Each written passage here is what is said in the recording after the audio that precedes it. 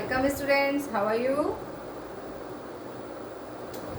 अभी पिछली वीडियो में हमने देखा था कि हमने समझे थे टेंसेस क्या होते हैं और कितने प्रकार के होते हैं। और तभी मैंने आपसे कहा था कि आपको सारी वीडियोस बड़े ध्यान से देखनी है, क्योंकि आने वाले सारे टेंसेस इंपॉर्टेंट हैं।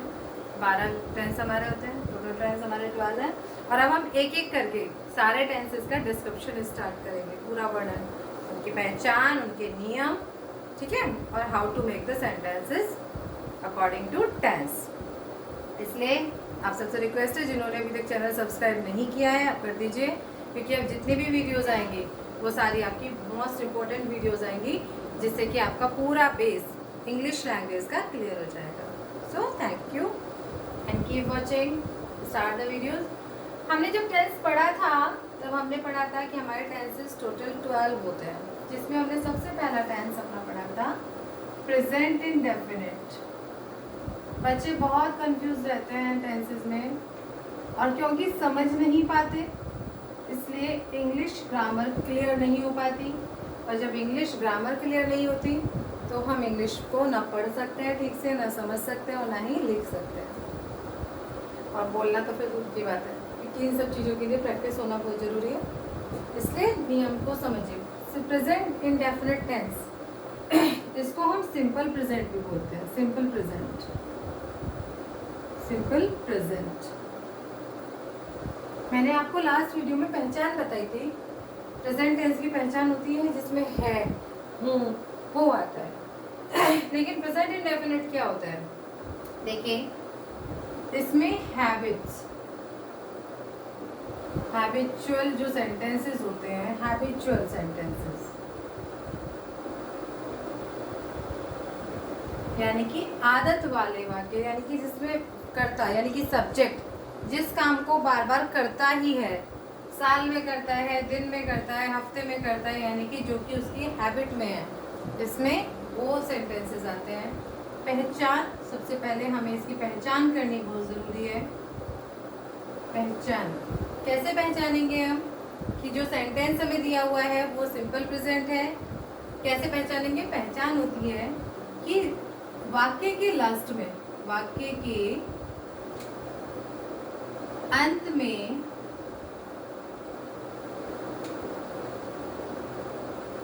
ता है, ती है, ते हैं, ता हूं आदि शब्द आते हैं। ठीक है, ता है, ती है, ते हैं, ता हूं। तो ये हमारी मेन पहचान होती है सेंटेंसेस में प्रेजेंट इंडेफिनिट यानी कि सिंपल प्रेजेंट टेंस को पहचानने की। ओके, एग्जाम्पल देखिए। मैं आपको लगभग पूरी वीडियो अच्छे तरीके से हिंदी में ही कम्युनिकेट करके इसलिए इसको बता रही हूँ ताकि आपको एक चीज समझ में आ जाए। ओके, एग्जाम्पल हमें आपको इसमें देखना है। जैसे रवि खाना खाता है, पूर्ण विराम। शशि किताब पढ़ती है। 3, तुम गाना गाते हो। हमने इन सब सेंटेंसेस में देखा ता है, ती है, ते हो, ये शब्द आ रहे हैं। यानी कि वाक्य में जब भी ता है, ती है, ते है, ता हूं, ये शब्द आते हैं तो वहां हमारा टेंस होता है सिंपल प्रेजेंट यानी कि प्रेजेंट इंडेफिनिट टेंस। ये हो गया हमारी इसकी पहचान। अब हम देखेंगे कि इन सेंटेंसेस को इंग्लिश में कन्वर्ट करने के रूल्स क्या होते हैं, नियम क्या होते हैं। सेंटेंस को हमने पहचान लिया कि हमारा सिंपल प्रेजेंट है, अब हमें इसको कन्वर्ट करना है इंग्लिश में। उसके लिए हमें नियम का पता होना जरूरी होता है। देखिए टेंसेस तो सारे इंपॉर्टेंट है, लेकिन जो प्रेजेंट इंडेफिनिट टेंस होता है ये थोड़ा बड़ा है समझने के लिए। टॉपिक थोड़ा सा ये बड़ा है, थोड़ा गहरा है, तो इसे जरा आप आराम से समझिए। हो सकता है वीडियो थोड़ी सी लंबी हो जाए, लेकिन आपको लास्ट तक देखनी है। रूल्स देखने के लिए पहले हमें ये देखना है कि सिंपल प्रेजेंट टेंस को दो हिस्सों में हम बांट देते हैं। एक तो होता है हमारा सिंगुलर नंबर, सिंगुलर, और एक होता है हमारा प्लूरल, जिसे हम हिंदी में कहते हैं एकवचन और बहुवचन।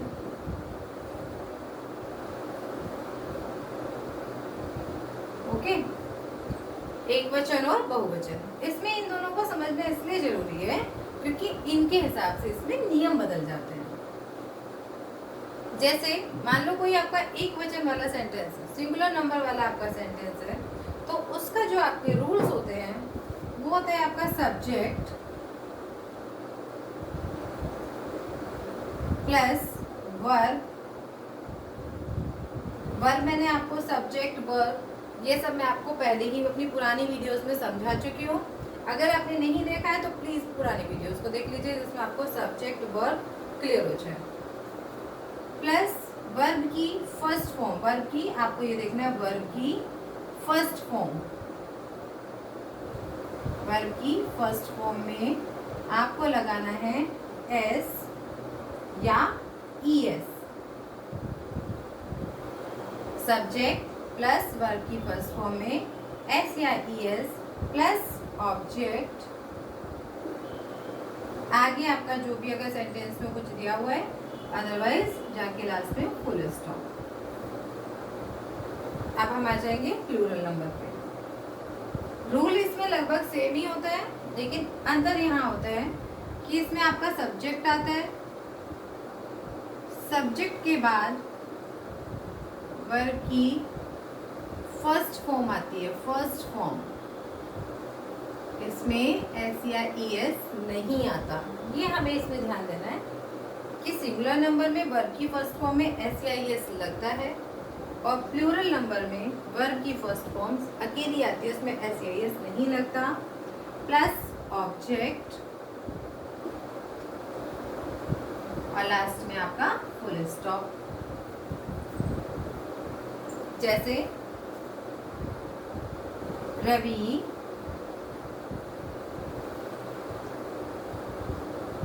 किताब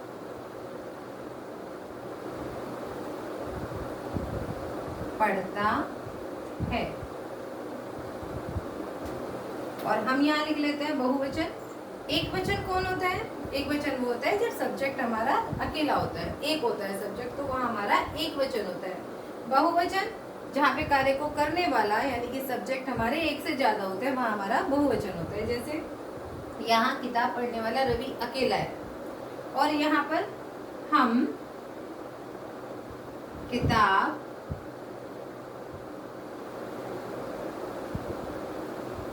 पढ़ते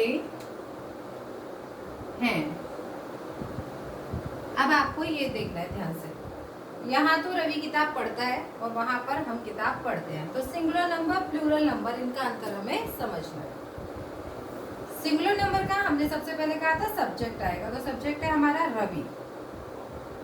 फिर हम लाएंगे वर्ब। वर्ब की हमने पहचान बताई थी, जिसके लास्ट में हिंदी में ना आ जाता है, जैसे पढ़ना, पढ़ना, तो पढ़ना क्या होता है? रीड।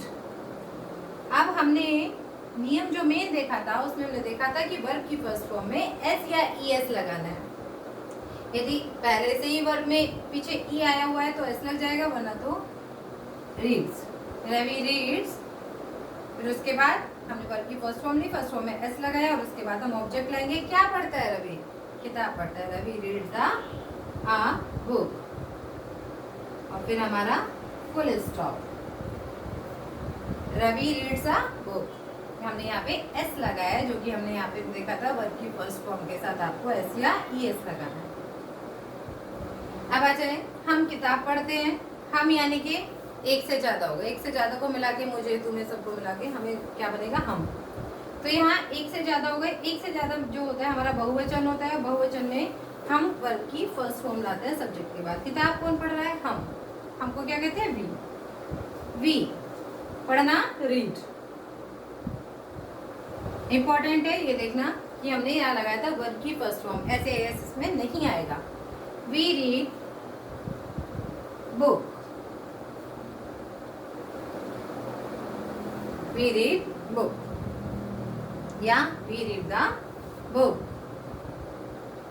इसमें हमने SEIS नहीं लगाया। ये तो हो गए हमारे एजरेटिव सेंटेंसेस। क्योंकि अब हमने जब टाइप्स ऑफ सेंटेंसेस पढ़े थे तब हमने उसमें देखा था कि सेंटेंसेस होते कितने तरह के हैं। अभी तो हम टेंसेस पढ़े थे, टेंस में हमने एक वचन, बहुवचन यानी कि नंबर्स देखे। अब हमें देखना है कि सेंटेंसेस जो होते हैं उसके अकॉर्डिंग भी इनके रूल्स अलग अलग होते हैं।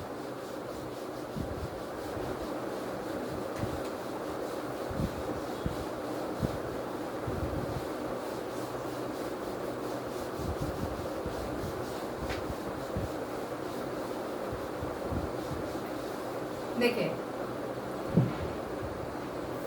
जब हमारा एजरेटिव यानी कि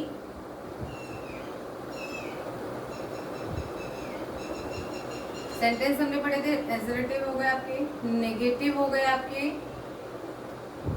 और इंटरोगेटिव।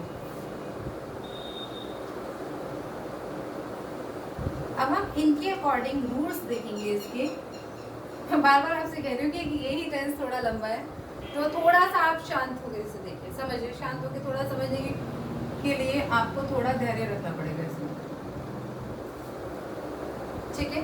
नंबर्स वही इसमें आएंगे, एक वचन, बहुवचन, सिंगुलर नंबर आपका और आपका प्लूरल नंबर। एजरेटिव सेंटेंस के अभी हम रूल पीछे पढ़ के आए, फिर से मैं यहाँ लिख देती हूँ। सबसे पहले इसमें आपका सब्जेक्ट आता है। सब्जेक्ट के बाद वर्ब की फर्स्ट फॉर्म प्लस एस या ES प्लस ऑब्जेक्ट, लास्ट में आपका फुल स्टॉप। यदि और कुछ भी है सेंटेंस में तो वो ऑब्जेक्ट के बाद ही आएगा। जबकि प्लूरल नंबर में हमने पढ़ा था सबसे पहले हमारा सब्जेक्ट, उसके बाद वर्ब की फर्स्ट फॉर्म। इसमें मैं बार बार बोल रही हूँ वही चीज कि SEIS नहीं आता, प्लस ऑब्जेक्ट, लास्ट में आपका फुल स्टॉप। अब आ जाए नेगेटिव में। नेगेटिव में इनमें अंतर होता है आपका डज और डू का। नेगेटिव कौन से होता है, जिसमें हिंदी में नहीं आ जाता है, यानी कि इंग्लिश में नॉट यूज होता है। Subject plus does not plus verb की फर्स्ट फॉर्म। अब इसमें वर्ब की फर्स्ट फॉर्म हो गई, प्लस ऑब्जेक्ट, लास्ट में आपका फुल स्टॉप। अंतर समझिए, जब हमने यहाँ डज नॉट लगा दिया तो यहाँ पर वर्ब में SEIS नहीं लगेगा, वर्ब की फर्स्ट फॉर्म लगेगी खाली, ओके। क्योंकि वो SEIS जो हम यहाँ वर्ब की फर्स्ट फॉर्म में लगा रहे थे वो हमने लाके डू में लगा के डज बना दिया, ये ही डज नॉट बन गया, इसलिए सिंगुलर नंबर में डज नॉट आता है। जबकि प्लूरल में क्या आता है, नेगेटिव वालों में सब्जेक्ट प्लस डू नॉट। यहाँ पे डू में ES नहीं लगता क्योंकि यहाँ पे सिंगुलर जो हमारे सिंपल सेंटेंसेस होते हैं उसमें खाली वर्ब की फर्स्ट फॉर्म आती है, ठीक है। Subject plus do not plus verb की first form plus object, last में आपका फुल स्टॉप। इनके एग्जाम्पल आप एक बार समझ लीजिए, जैसे सीता गाना नहीं गाती है, नहीं गाती है। और तुम नहीं खेलते हो।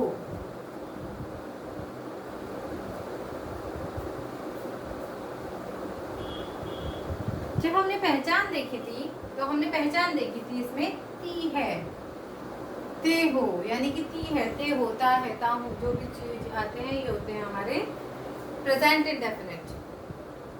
अब हमने देखा इसमें नहीं भी आ रहा है, इट मीन ये नेगेटिव सेंटेंस हो गया, नहीं वाले सेंटेंस यानी कि नेगेटिव हो गया। ती है से पहचान हुआ हमारा कि प्रेजेंट इंडेफिनिट है, नहीं से पहचान हुआ कि हमारा ये नेगेटिव सेंटेंस है, यानी कि प्रेजेंट इंडेफिनिट का नेगेटिव पार्ट है हमारा। हमने इसके नियम देखे, रूल्स हमने देख लिए। सबसे पहले सब्जेक्ट यानी कि सीता, सब्जेक्ट होता है काम को करने वाला, Sita. Does not, does not. गाना नहीं गाती है, डज नॉट। अब लाइन से वर्ब, सिंग, सिंग माने होता है गाना, वर्ब की फर्स्ट फॉर्म आएगी। अब इसमें एस या एस नहीं आएगा क्योंकि वो एस एस हमारा यहाँ डू में लग के डज हो गया। Sita does not sing a song.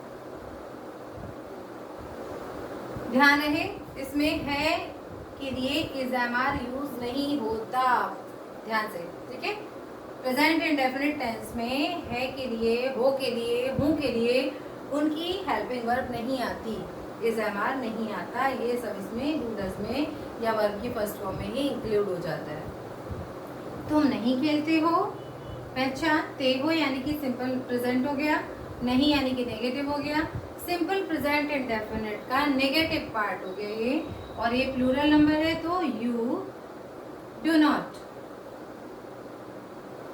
You do not play, तुम नहीं खेलते हो, you do not play, simple verb की फर्स्ट फॉर्म।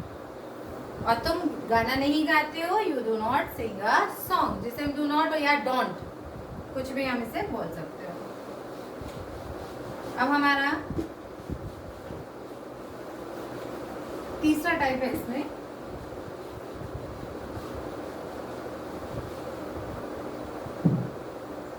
इंटरोगेटिव।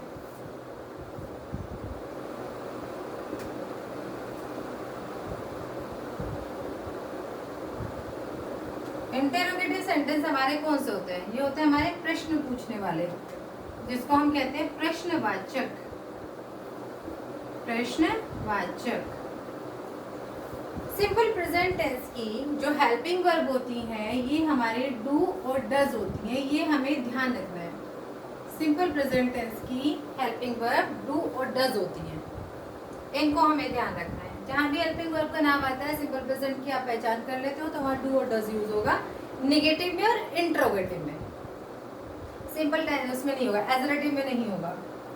अब ये इंट्रोगेटिव सेंटेंस हमारे दो तरह के होते हैं, ये हम आपको अगले टॉपिक में बता देंगे, पहले आप ये समझ लीजिए। जहाँ पे इंट्रोगेटिव ऐसे दो तरीके के होते हैं, एक सिंगल इंट्रोगेटिव होता है, एक आपका डबल इंट्रोगेटिव होता है। सिंगल इंट्रोगेटिव और डबल इंट्रोगेटिव। सिंगल इंट्रोगेटिव आपका कौन सा होता है? जिसमें प्रश्नवाचक शब्द वाक्य के बिल्कुल शुरू में आता है, स्टार्टिंग में आता है, वो आपका सिंगल इंट्रोगेटिव होता है। और जहाँ पे प्रश्नवाचक शब्द वाक्य के बीच में आता है वो आपका डबल इंट्रोगेटिव होता है। सबसे पहले हम सिंगल इंट्रोगेटिव का देख लेते हैं, जैसे क्या राधा खेलती है?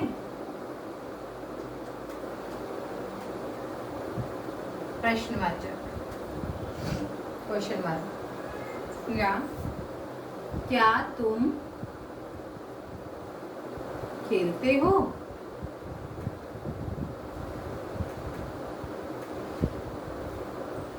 अब हमें देखना है कि ती है, ते हो, बार बार हम एक ही चीज को अंडरलाइन कर रहे हैं, तो बार बार समझा रहे हैं, तो ये तो आप समझ ही लो कि जहां लास्ट में ता है, ती है, ते हो, ताहू वगैरह आते हैं वो हमारा प्रेजेंट इंडेफिनिट टेंस होता है, और उसके रूल्स हमारे ये होते हैं जो हम आगे पढ़ रहे हैं। जब वाक्य के शुरू में ही क्या शब्द आ जाए तो वो हमारा सिंगल इंट्रोगेटिव होता है, और इसके रूल्स क्या होते हैं? अब इसको सेंटेंस को कन्वर्ट कैसे करेंगे हम इंग्लिश में? इसमें डज सब्जेक्ट से पहले आ जाता है डज। डज के बाद क्या आता है हमारा? सब्जेक्ट आता है। फिर हमारा मेन वर्ब की फर्स्ट फॉर्म आती है। वर्ब की फर्स्ट फॉर्म क्यों आएगी इसमें सिंगल, जबकि ये सिंगुलर नंबर है? क्योंकि जो एस या एस आता है सिंपल सेंटेंस में वो हमारा डज में लग गया आगे। बाद में हमारा ऑब्जेक्ट आएगा और हमारा क्वेश्चन मार्क। इसमें रूल सेम रहेंगे, बस डज की जगह आपका डू यूज हो जाएगा। डू आपका सब्जेक्ट, आपका वर्ब की कौन सी फॉर्म? फर्स्ट फॉर्म, आपका ऑब्जेक्ट और लास्ट में question mark. Okay. Does subject हमारा राधा, राधा प्ले। अब कोई ऑब्जेक्ट होता तो वो इसमें आगे आ जाता और अभी फिलहाल आएगा इसमें सीधा question mark. Does Radha play?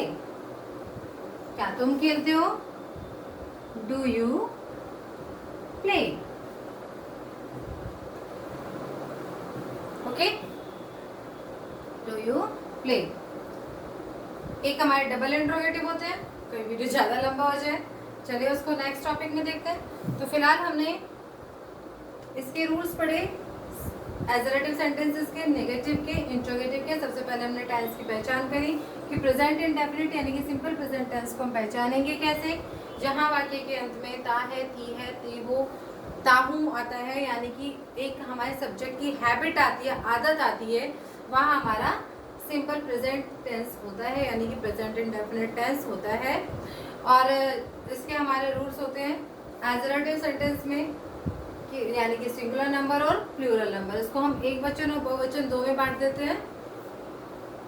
एजरेटिव sentence यानी कि सिंगुलर नंबर का यदि एजरेटिव सेंटेंस है तो उसमें सब्जेक्ट के साथ वर्ब की फर्स्ट फॉर्म में एस या ईएस, वर्ब की फर्स्ट फॉर्म में एस या ईएस प्लस ऑब्जेक्ट प्लस आगे यदि और कुछ दिया हुआ है सेंटेंस में वो, और लास्ट में फुल स्टॉप। नेगेटिव सेंटेंस में सब्जेक्ट प्लस डज नॉट क्यों आता है?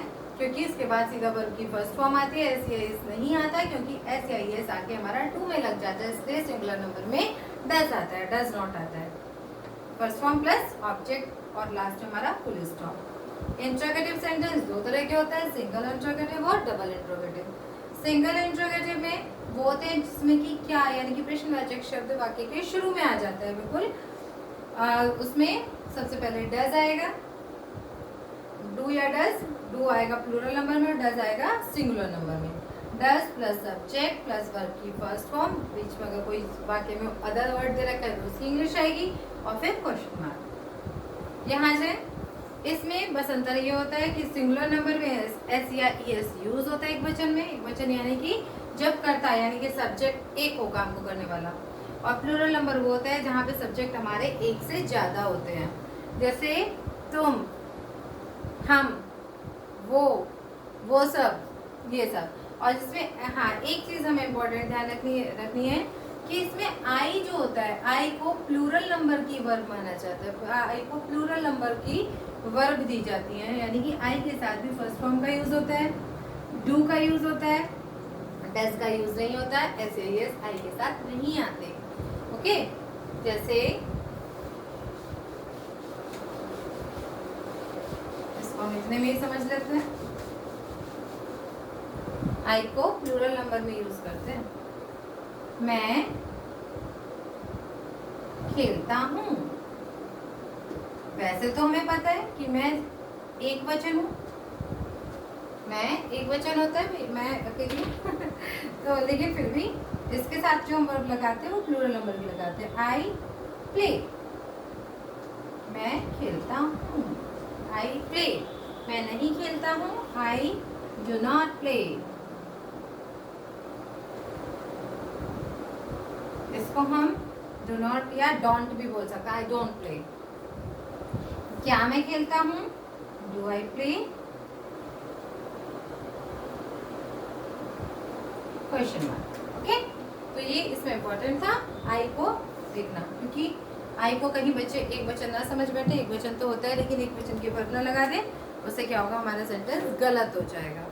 ओके, ये था हमारा सिंपल प्रेजेंट टेंस यानी कि प्रेजेंट इंडेफिनिट टेंस। इसके बाद आप चाहें तो अगली वीडियो में हम इसकी प्रैक्टिस कर सकते हैं, या आप प्रैक्टिस करिए, कहीं दिक्कत आए तो आप प्लीज़ कमेंट सेक्शन में आप बता दीजिए। और इसके बाद हमारा जो नेक्स्ट टेंस रहेगा वो रहेगा हमारा प्रेजेंट कॉन्टिन्यूअस टेंस। ओके, तो वेट करिए, कीप वॉचिंग, थैंक यू।